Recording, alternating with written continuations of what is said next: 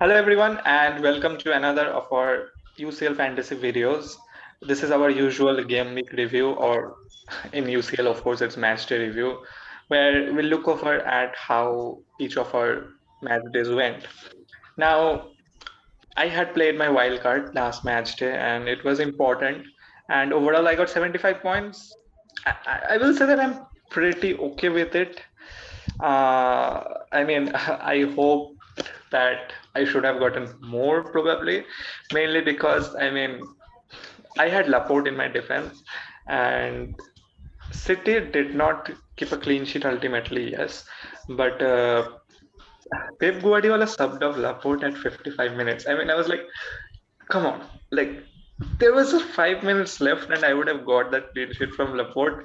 And yeah, I mean, Pep has been frustrating in both FPL and UCL, so that's not surprising. And interestingly, Man City have also like failed to keep a clean sheet in the UCL for all the three matches, and in the Premier League also.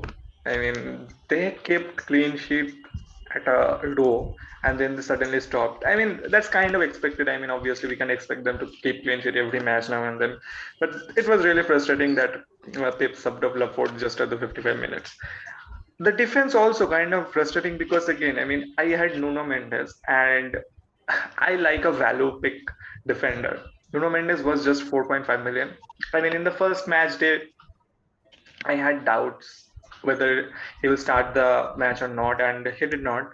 He was later subbed on. He played really well. He played again against Manchester City, and which confirmed to me almost that he will be starting the Champions League matches mainly because of the way he has been playing. He looks too good of a player, and I expected that. I mean, PSG to keep a clean sheet against Leipzig, but that did not happen. So that was kind of a bust. But otherwise, the Bayern defense and Chelsea defense came through for me. I mean, Bayern, the whole team, it was just, I mean, the team to target in UCL is bad at the moment. I mean, they're returning from everywhere. Like they're solid in the midfield, they're solid at the attack, they're solid in the defense. I mean, it's crazy. And Chelsea also, I mean, defensively they have been strong under Tuchel for a long time. So it was no surprise to see Aspilicueta keeping the clean sheet. And Nicolas Sule, of course, also got some ball recovery points too. And Sevilla also kept a clean sheet. So finally, I got the points from Bono. Coming to the midfield, I did not expect, honestly, Danjuma to get any return. I know he did in the past matches, but I had very low expectations. So it was great to see him coming away with it because I needed it.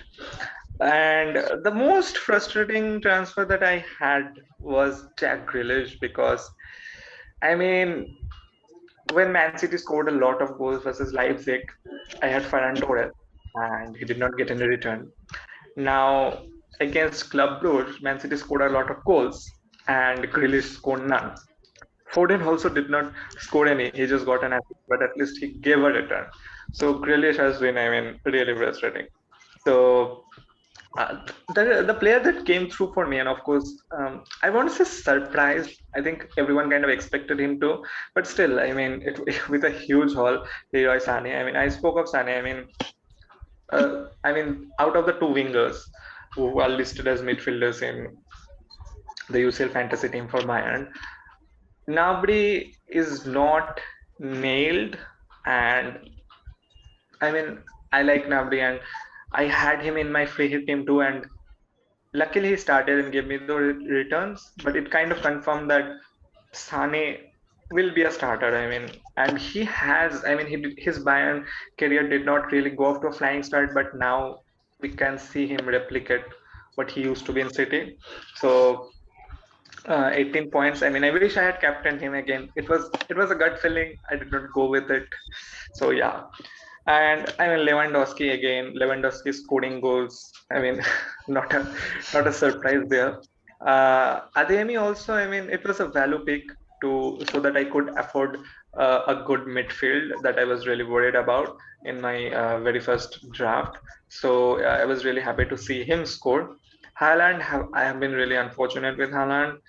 I mean, Haaland is one of my favorite players, which is also kind of I have this biasness to always keep him in my team. So really unfortunate that he got injured.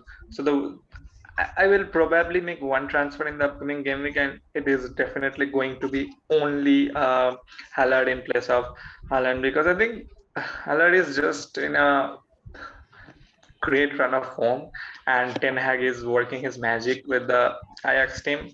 So, and I mean, like, form greater than fixture. Once again, it has been proved. I thought Dortmund were the favorites against Ajax. I know Ajax had done well in their two matches in the Champions League, but I still thought, I mean, with a fully fit Haaland and others like Munir and the I thought the Dortmund defense will be quite good. They looked good in the two matches, but suddenly like four goals, it was really out of the blue. So I think I will bring in Haller in place of Haaland. So yeah, that's my review of this match day, and let's go over to your team now. Yeah, I mean, I am before the deadline passed. I said that I won't be playing the wild card this week.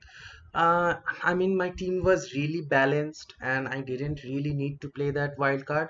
But then, in the last moment, I saw a couple of injuries in my defense. Rafael Guerrero was injured, and kind of I already made the two transfers, and I didn't want to go into the week with one player short because a lot of players played limitless and wild card I mean this week. So provided that the same fixtures gonna repeat in match day 4, so I was kind of forced into playing the wild card. I mean, I still could have opted not to play the wild card and go with one man shot, but I opted not to.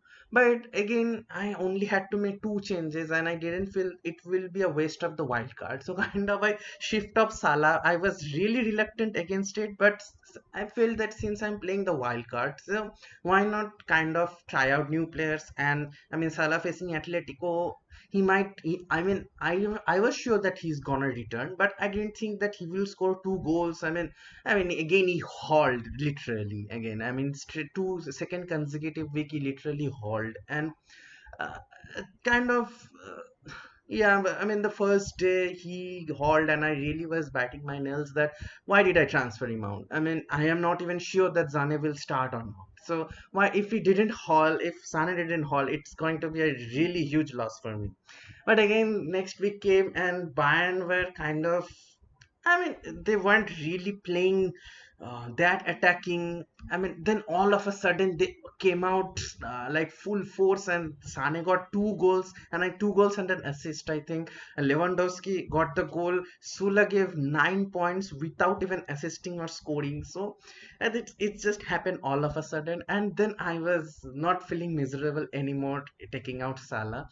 So yeah, that happened, and it's kind of a really roller coaster week because I mean, I had Salah from the beginning, where not like that was my main kind of and that separated my rank from the others, because a lot of people overlooked Salah and kind of kept a average midfield, a star-studded defense and forward line. But I kept Salah because the form he was in Premier League, and the group they had.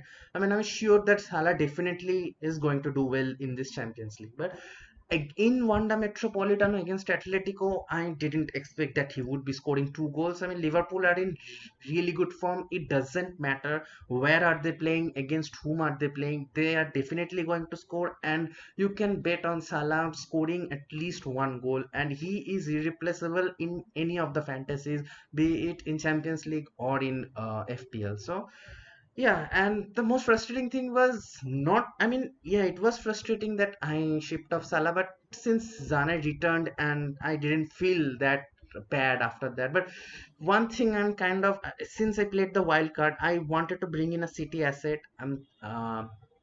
Like, I was really torn about between Mahrez and Grealish, but uh, I opted for Grealish, even though I knew and kind of it was probable that he doesn't go into the box a lot. I mean, he doesn't take a lot of shot. He's kind of a creator, and still I went for him, and it didn't pay off. I mean, they scored 5 goals. Mahrez scored 2 goals, and that was a bad decision not to take Mahrez, even though I had the funds to take Mahrez, and I didn't take him. And Grealish only gave 2 points, so that was really frustrating. But I mean, Kylian Mbappe scored the goal. I mean, yeah, he earned the penalty, I think also. And if I mean, the penalty miss was kind of a bummer, but still, he got the man of the match. So I didn't like, he was the captain, and as a captain he gave 18 points, but I didn't had the guts to change captaincy.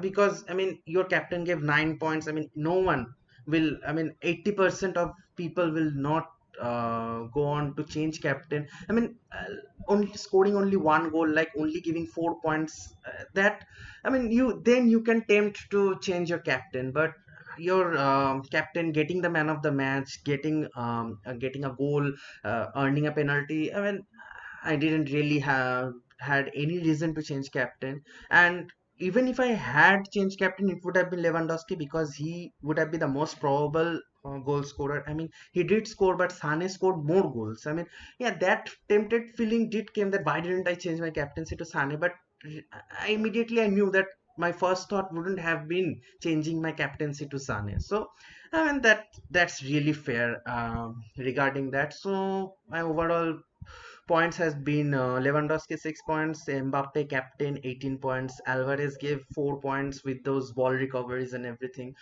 Sane gave 18. Sewald, even being a defensive midfielder, a budget midfielder, gave an assist, so that helped me boost up my points even more. Grealish kind of disappointing, 2 points.